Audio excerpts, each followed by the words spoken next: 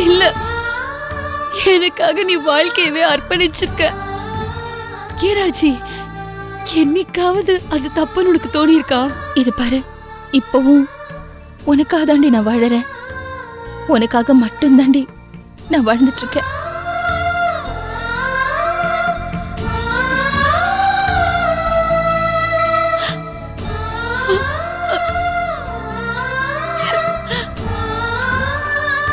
ஆனா நான் சுயநலமா இருந்துட்டேனே. எனக்காக நீ வாழ்க்கையை தியாகம் பண்ண மாதிரி நானும் கல்யாணம் பண்ணாம உன் கூடவே இருந்திருக்கணும். உனக்கு நான், எனக்கு நீனு நம்ம வாழ்ந்த வாழ்க்கை எவ்வளவு சந்தோஷமா இருந்துச்சுல்ல?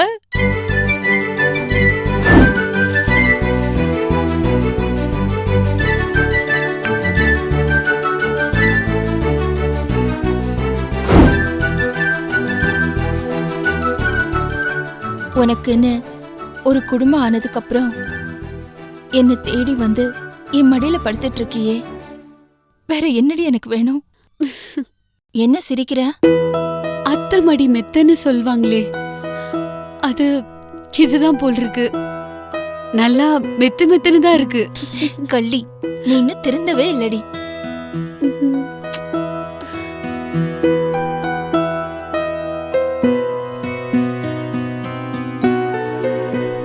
ராஜி, எனக்கு ஏதாவது ஒண்ணு ஆயிடுச்சுன்னா நீ அழக்கூடாது, வருத்தப்படக்கூடாது. இதே மாதிரி சிரிச்சுக்கிட்டே இருக்கணும். முதல்ல எழுந்திரி. என்ன ஆச்சு உனக்கு? ஏன் இப்படி எல்லாம் பேசிட்டு இருக்க? உன் உடம்புக்கு ஏதாவது? எனக்கு என்ன, நான் நல்லா தானே இருக்கேன். அப்புறம் ஏண்டி அபசகனமா பேசுற? இத பாரு, நீ 100 வயசு வரைக்கும் சந்தோஷமா வாழ்வ. நான் உன்னை கேக்கட்டா? கேளு. புகுந்த வீட்டுல நீ சந்தோஷமா இருக்கேன்னு கேள்விப்படும் போதெல்லாம் எனக்கு பெருமையா இருக்கும் தெரியுமா? அதுக்கு என்ன இப்போ? நான் வளர்த்த நீயே இவ்வளவு நல்லவளா இருக்கும்போது என் கூட பிறந்த உங்க அப்பா கெட்டவரா இருப்பாரா?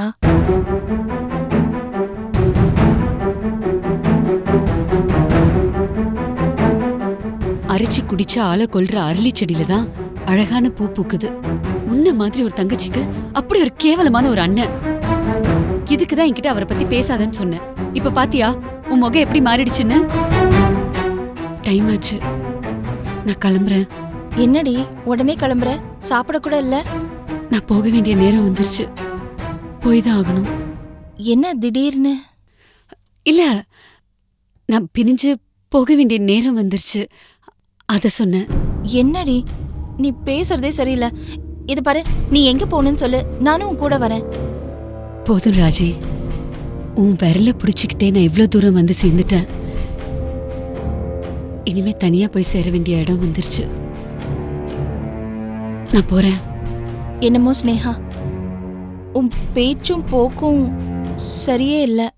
நீ பேசாம இங்கே இரு. எங்க போறதா இருந்தாலும் நாளைக்கு போய்க்கலாம். நாளைக்கா?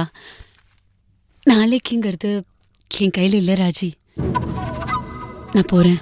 ஏய், போறேன்னு சொல்லாதடி, போயிட்டு வரேன்னு சொல்லு. சரி ராஜா, அங்கிருந்து என் போட்டோ எங்க? மறந்துட்டியா? நீ தானே அன்னைக்கு? ஆமால, அந்த கோவத்துல தூக்கி எறிஞ்சிட்டேன். அந்த போட்டோ இருக்கா? இருக்கு, இரு எடுத்துட்டு வரேன்.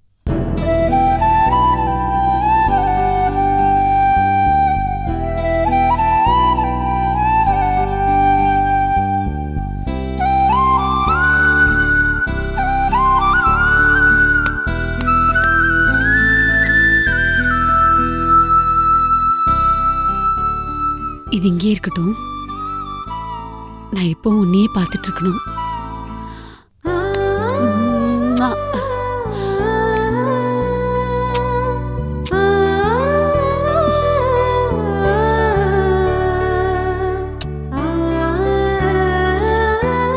வரேன்.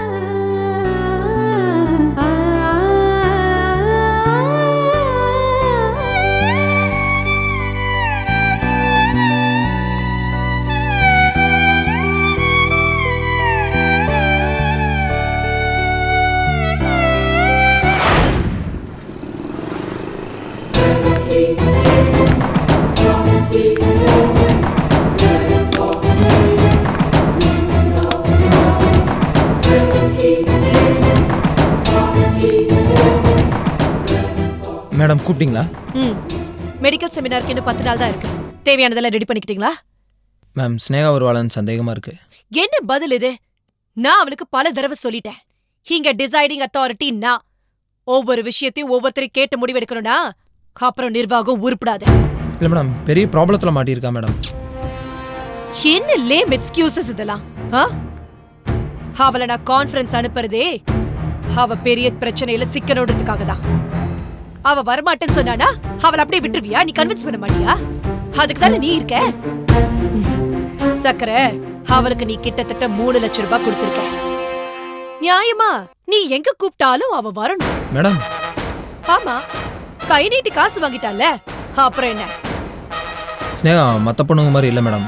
அவளை கொஞ்சம் ஜாக்கிரதையாக ஹேண்டில் பண்ணும். சக்கரை, மெடிக்கல் செமினாருக்கு அவ போனாதான் நாம நினைச்சதெல்லாம் நடக்கும். அங்க 2 பேரும் போய் தங்குற சாக்குல நீங்க 2 பேரும் ஒரே ரூம்ல தங்க போறீங்க. அதுக்கப்புறமும் எல்லாம் ஏன் பிளான் பண்ணி தான் நடக்க போகுது. நீங்க 2 பேரும் ஒன்னா தங்கியிருக்க விஷயம் துவாரகேஷ்க்கு தெரிய வரும். அதுக்கப்புறம் அந்த குடும்பத்துல பிரச்சனை வரும். இங்க இருந்து சந்தோஷமா நிம்மதியா போற ஸ்னேகா திரும்ப வரும்போது தனியா வருவா. சந்தோஷமும் நிம்மதியும் அவ கூட திரும்ப வர போறதில்ல. மேம், நாங்கள் 2 பேரும் ஒன்றா தங்கியிருந்தாலும் நீங்கள் நினைக்கிற மாதிரி அது எக்ஸ்ட்ரீம் லெவலுக்கு போகுமா? சக்கரை, காதல் விவகாரத்துல மட்டும்தான் சில சமயம் 1-1-11 சொல்லணும். அதை எப்படி சொல்லணும்ன்றது என்னோட கவலை. நீ எதுக்கு தேவையில்லாம டென்ஷன் ஆவற? அவனுக்கு அவ மேல சந்தேகம் வரும். வர வைப்பேன். எல்லாத்தையும் நான் பாத்துக்கிறேன். நீ மெடிக்கல் கான்ஃபரன்ஸ்க்கு ரெடியா இரு. அவளையும் சம்மதிக்கவே.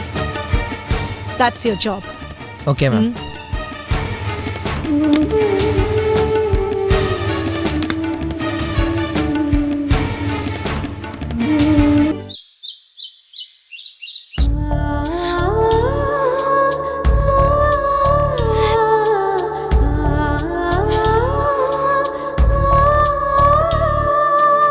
அஜய்,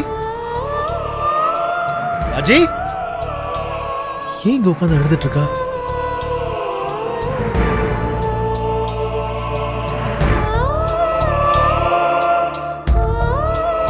ஏய் அஜய், என்னம்மா? ஏன் உட்காந்து அழுதுட்டு இருக்க? அஜய், பெட்ரூம்ல போய் உட்காந்து அழுத பரவாயில்லையா? என்னம்மா ஆச்சு சொல்லு. ராஜி அம்மா என்ன ஏத்துக்க மாட்டேங்கிறாங்களேப்பா. கடைசி வரைக்கும் என்ன வளர்த்த அம்மாவோட ஆசை நிறைவேறாமலே போயிடுச்சுப்பா. ராஜி, விதி அங்கதாம்மா விளையாடிடுச்சு. உங்க அம்மா சுஷ்மாவுக்கு இன்னும் கொஞ்சம் உடம்புல தெம்பிருந்து ராஜி வரும்போது அவ பேசிருந்தானா ஒருவேளை அது ராஜி மனசுல பதிஞ்சிருக்கும். ஆனா அதுக்குள்ள அவ உயிர் போயிடுச்சேம்மா. அதை நம்ம யாரும் எதிர்பார்க்கல இல்ல. அம்மா சொல்லத உண்மைய இப்ப நாம சொல்லுவோம்ப்பா. நம்மள நம்ப மாட்டாளே. அவ சிச்சுவேஷன் அப்படி. அவளையும் குறை சொல்ல முடியாது.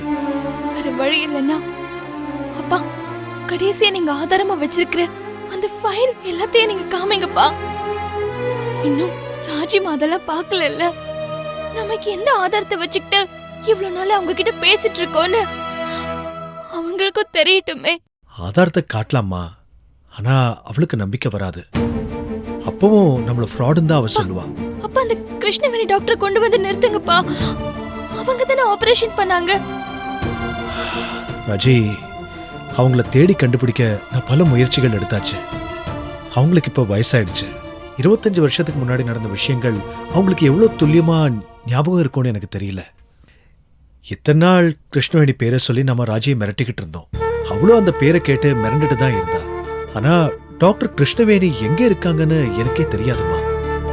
அவங்க யூஎஸ்ல செட்டில் ஆயிட்டதா சொல்றாங்க, சில பேர் கனடான்னு சொல்றாங்க, சில பேர் ஆஸ்திரேலியாங்கிறாங்க, இன்னும் சில பேர் அவங்க இறந்துட்டதா கூட சொல்றாங்க. ஷூரான தகவல் எதுவுமே கிடைக்கலையம்மா. என்னதான் அவங்க ஃபாரின்ல போய் செட்டில் ஆயிருந்தாலும் அவங்க இந்தியா தானேப்பா. அவங்க ரிலேஷன் கண்டிப்பா இங்க இருப்பாங்கல்ல. நானும் தேடிட்டு தாமா இருக்கேன். அவங்க கிடைக்கிற வரைக்கும் ராஜியை நம்ம சமாளிச்சுதாமா ஆகணும். பேசாம ராஜியம்மாவை கல்யாணம் பண்ணிக்கோங்களேன். உளராத ராஜி, ப்ளீஸ். ஏன்பா, உங்க முன்னாள் காதலி சுஷ்மா அம்மாவும் இறந்துட்டாங்க. முக்கியமா ராஜியம்மாவுக்கு இன்னும் கல்யாணம் ஆகல. அவ என்னை ஏத்துக்கவே மாட்டா. நான் உங்க 2 பேருக்கும் கல்யாணம் பண்ணி வைக்கிறேன்ப்பா. Good joke. அப்பா அம்மா தான் பெத்த பொண்ணுக்கு கல்யாணம் பண்ணி வைப்பாங்க. ஆனா இங்க பெத்த பொண்ணு அப்பா அம்மாவுக்கு கல்யாணம் பண்ணி வைக்கிறேங்கிறா. இருக்கட்டுமேப்பா, இந்த விஷயத்துல நான் முதல் ஆளா இருந்துட்டு போறேன். ராஜி உன்னையும் என்னையும் உப்பு கண்டம் போட்டுருவா. அப்பா, ராஜியம்மாவை விடுங்க. எல்லா ஆதாரத்தையும் கருணாகரன் மாமா கிட்ட காட்டுங்க. நீங்க மறைச்சு வச்சிருக்கிற உண்மைகளை அவர்கிட்ட சொல்லுங்கப்பா.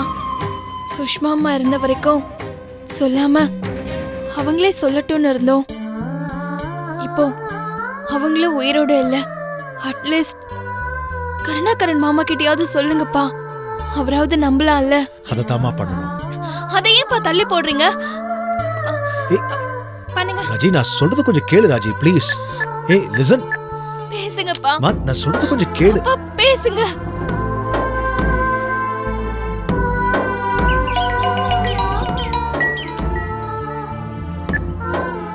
ஹலோ சார், நான் ஷாம் பேசுறேன் சார். சொல்லுங்க ஷியாம். நானே பேசலான்னு இருந்தேன். நீங்களே துக்கத்தில் இருக்கீங்க. சரி, அதான் அப்புறம் பேசிக்கலான்னு விட்டுட்டேன். சுஷ்மா உயிரோட இருந்த வரைக்கும் அவளுக்காக வெயிட் பண்ண வேண்டி இருந்துச்சு. அவ இறந்துட்டா. நான் ஏற்கனவே உங்ககிட்ட சொல்லியிருந்தேன், ஒரு மரணம் நிகழ வேண்டி இருக்கு, அது வரைக்கும் வெயிட் பண்ணணும்னு. ஓ, அது இதுதானா? ஆமா சார், சில விஷயங்களை உங்ககிட்ட வெளிப்படையா பேச வேண்டிய நேரம் வந்துருச்சு. அத ராஜி கிட்ட சொல்றதுக்கு முன்னாடி உங்ககிட்ட நான் சொல்லணும் சார். சரி ஷியாம், ஆஃபீஸுக்கு வந்துருங்க, பேசுவோம். நானும் ராஜியை பற்றி சில முடிவுகள் எடுக்க வேண்டியிருக்கு. வரேன் சார். ராஜி தான் சுஷ்மாவோட அம்மான்னு நிரூபிக்கிற எவிடன்ஸோட வரேன் சார். வாங்க ஷியாம், வாங்க.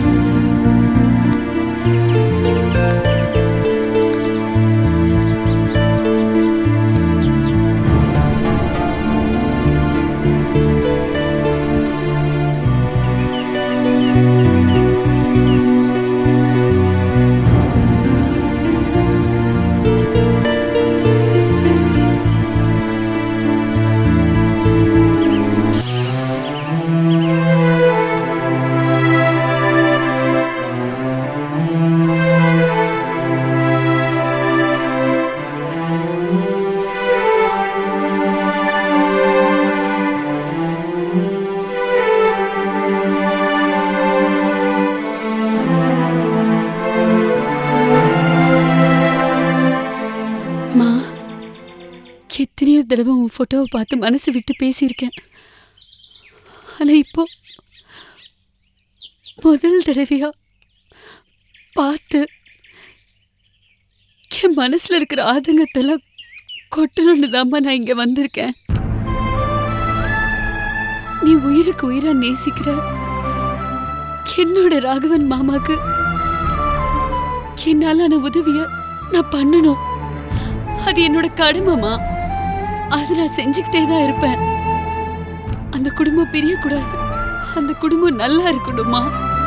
அதுக்காக நான் எவ்வளவு வேணாலும் பாடுபடுவேன், எவ்வளவு கஷ்டத்தை வேணாலும் நான் தாங்கிப்பேன். ராகவன் மாமா குடும்பத்துலதான் எல்லாருக்கும் பல பிரச்சனை இருக்கே.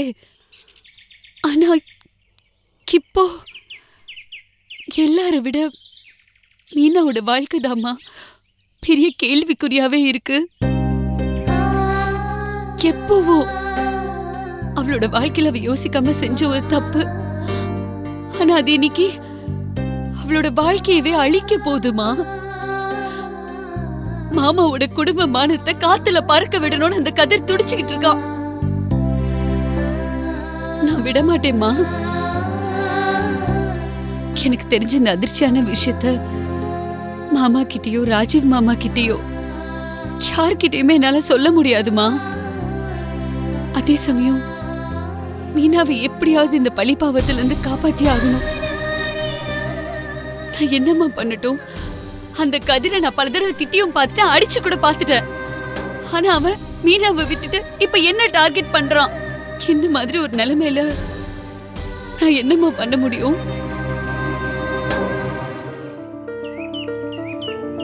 அதுதான்மா, நான் ஒரு முடிவெடுத்திருக்கேன். மீனாவுக்காக நான் என் வாழ்க்கையவே பணைய வைக்க போறேன். நான் அந்த கதிரை போய் பார்க்க போறேன், அவன்கிட்ட பேச போறேன், பணம் கொடுத்து பேரம் பேச போறேன், கால்ல விழுந்து கெஞ்ச போறேன். இது எதுவுமே ஒத்து வரலனா அந்த மிருகத்தை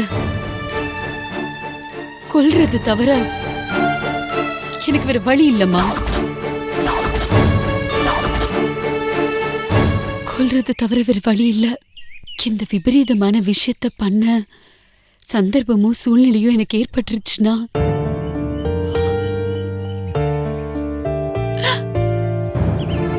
நான் உங்க வந்து உன்னை பாக்குறது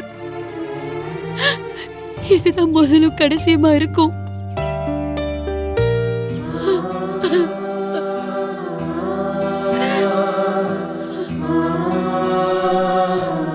நீ கூட இருந்து என்ன வழி நடத்துமா?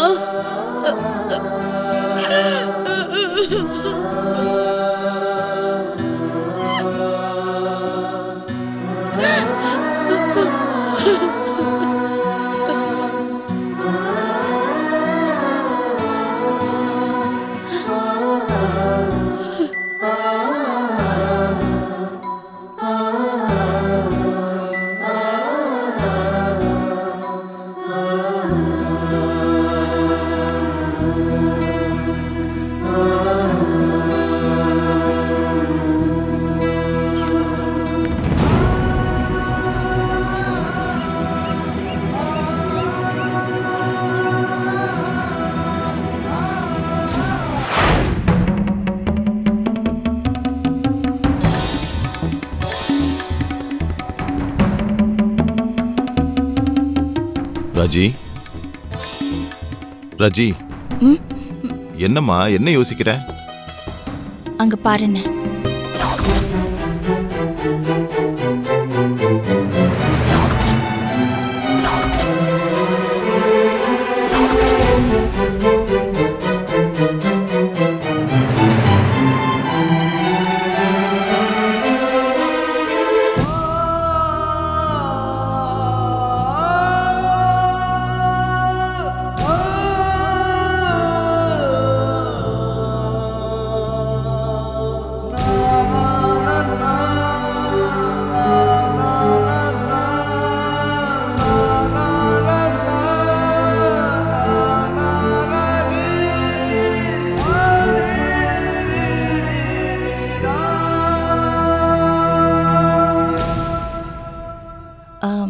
அண்ணே, ரொம்ப அதிசயமா ஸ்னேகா இங்க வந்தா. ரொம்ப நேரம் இங்க இருந்தா. அவ கல்யாணம் பண்ணிட்டு போனதுக்கு அப்புறம் முதல் தடவையா உரிமையோட வந்தது இப்பதானே. நாங்க 2 பேரும் மனம் விட்டு நிறைய விஷயங்கள் பேசணும். அவளுக்கு என் மேல இருந்த பழைய அன்பு மாறலன்னு அவ என் மடியில கூட படுத்துக்கிட்டானே. நானும் அவளும் நான் ஸ்டாப்பா பேசிக்கிட்டே இருந்தோம். நாங்க பழசையெல்லாம் ஞாபகப்படுத்தி பேசினோம், சிரிச்சோம், அழுதோம். என் மனசுல இருக்கிற பாரம் எல்லாம் இறங்கின மாதிரி இப்போ என் உடம்பு மனசும் ரொம்ப லேசா இருக்குண்ணே. ராஜி, என்னம்மா? பயப்படாத, இது சந்தோஷ கண்ணீர். என்னதான் பிரிஞ்சிருந்தாலும் அவளுக்கு உன் மேல இருக்க பாசம் போயிடுமாம்மா? ம்? ராகவன் அவளை இங்க வரக்கூடாதுன்னு தடுத்தாலும், துவாரகேஷ் பாசம் காமிச்சாலும், அடிப்படையில அவளை வளர்த்து ஆளாக்குனது நீதானம்மா. அது உள்ளுக்குள்ள ஒளிஞ்சு கிடந்தது, இப்போ பொங்கி வருது. எனக்கு சந்தோஷமா இருக்கு ராஜி.